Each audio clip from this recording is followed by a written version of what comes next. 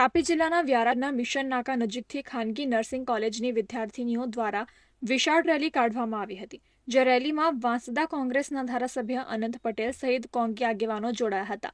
સરકાર દ્વારા post metric શિષ્યવૃત્તિ બંધ કરવાનો જે નિર્ણય લેવામાં આવ્યો છે, જેના વિરોધમાં વિદ્યાર્થીનીઓ દ્વારા રેલી યોજી સેવા સદન ખાતે જઈ ધરણા પ્રદર્શન બાદ તંત્રને આવેદનપત્ર આપી રજૂઆત કરાઈ હતી।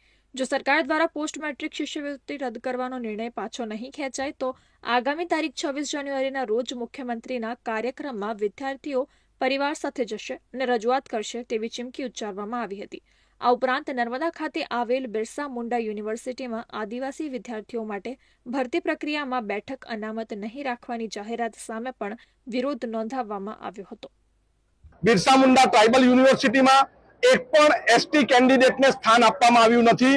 અમે એનો પણ વિરોધ કરીએ છીએ, પરંતુ સરકાર ધીમે ધીમે આદિવાસીનું પત્તું દરેક વસ્તુમાંથી કાઢી નાખવા માંગે છે અને આદિવાસી સમાજને અંધાર યુગમાં મોકલી દેવા માંગે છે। એવું લાગે છે વિદ્યાર્થીઓને જે કષ્ટ થાય છે, શિષ્યવૃત્તિના કારણે ભણી રહ્યા છે, એની શિષ્યવૃત્તિ કાપીને એને ફરી પાછા અભણ, અશિક્ષિત અને વ્યવસાય વગરના રાખવા માંગે છે।